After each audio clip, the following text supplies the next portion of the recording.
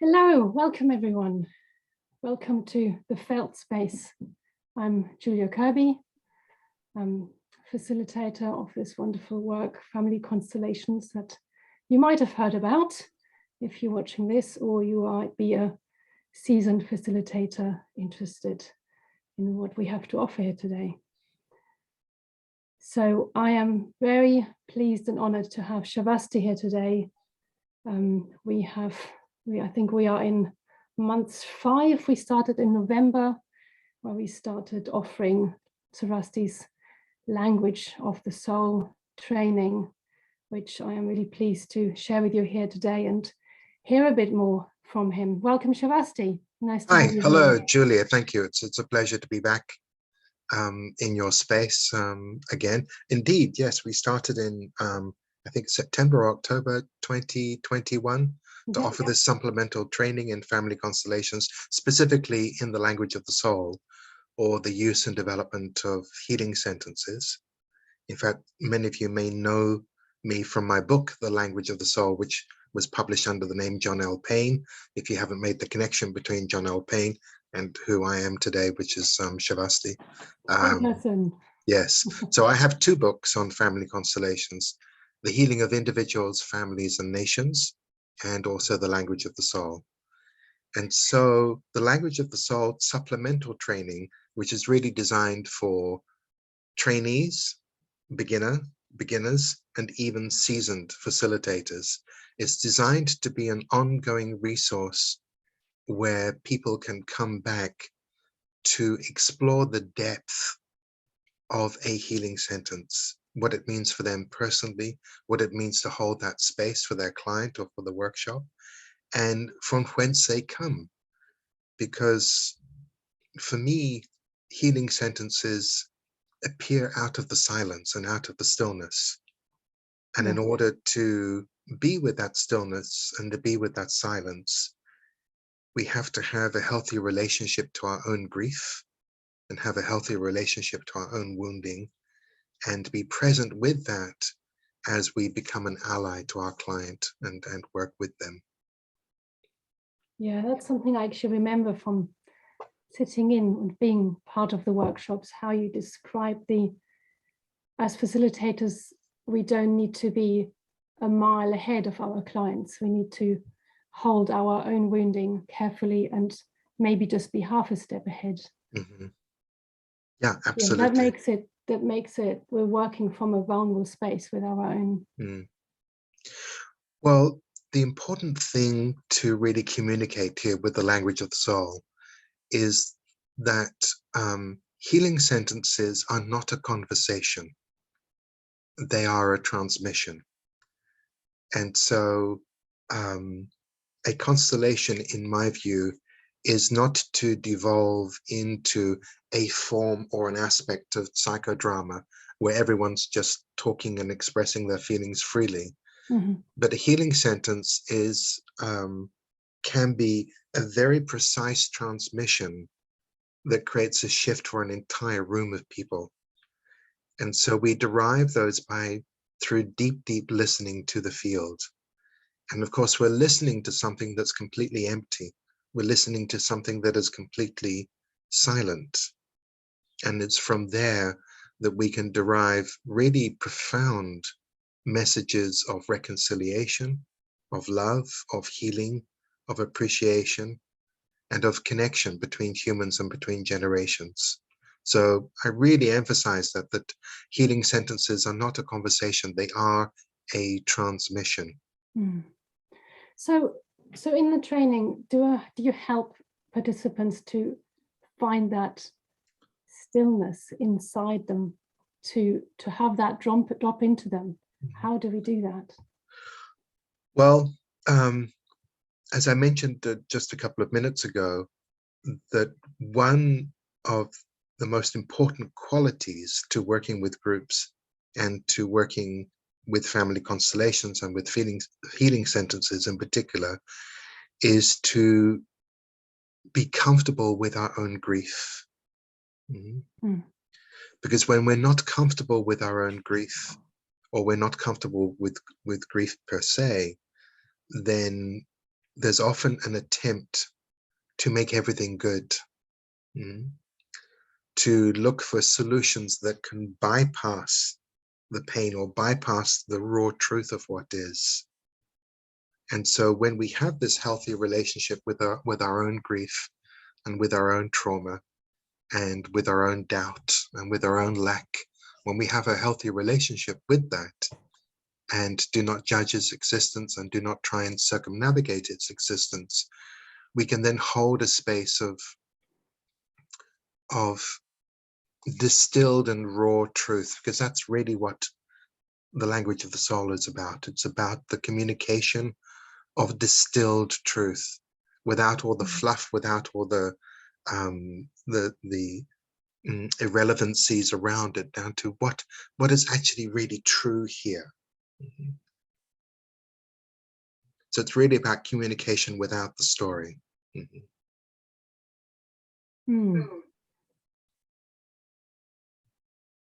Just letting that sink in a bit. Yeah.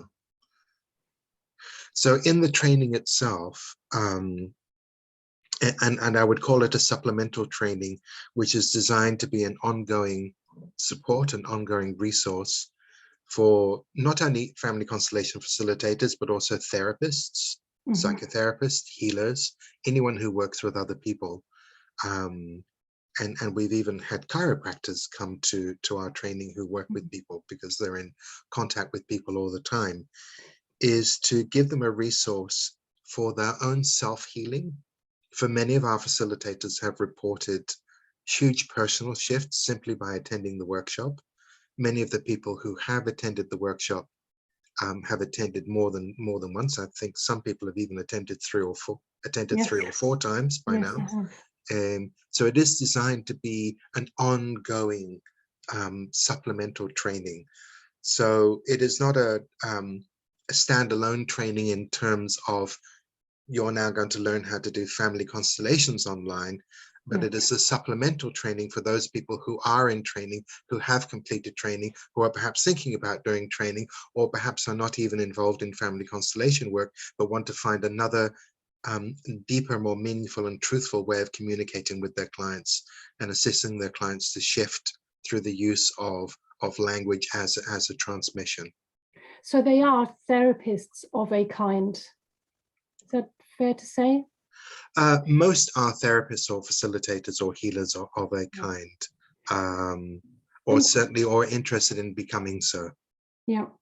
So to me, it would almost be a way of supervision where it's not that you would be working with the participant personally on a subject or supervision, but they have the space to do so within themselves and how to be with something that's cropped up in their work.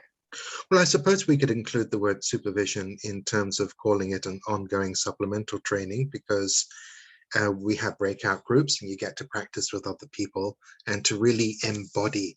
It's a very kinesthetic experience when we work with healing sentences or the language of the soul from that depth of silence. It becomes very kinesthetic.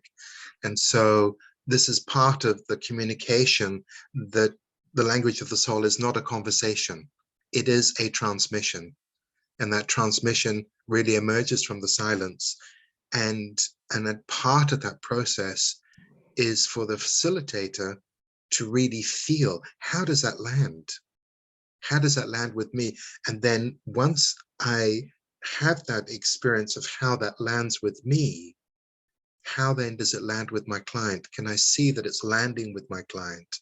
Am I able to observe that they're having a kinesthetic or an emotional response to a particular sentence? Yeah. And it's about how they say it and about how they repeat it. There are many, many different ways to say a single sentence. There's cadence, there's tone. There are all sorts of ways, little pauses that contain an amount of information. So if I give one sentence as an example, would be, thank you for what you could do for me. Which is very different to thank you for what you could do for me. Yeah. just in the different ways in which they have been said. And so it's about dropping into the much broader meaning of a very, very short sentence without actually expressing that broader meaning in extra words, but understanding it emotionally and energetically. Mm. How about people where English isn't their native language? Would you ask them to put it into their own?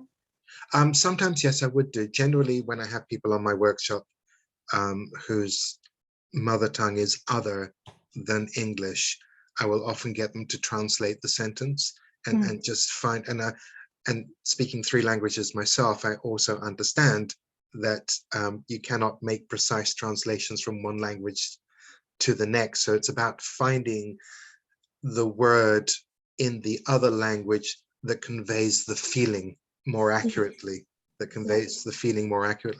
because we don't think and feel the same in different languages.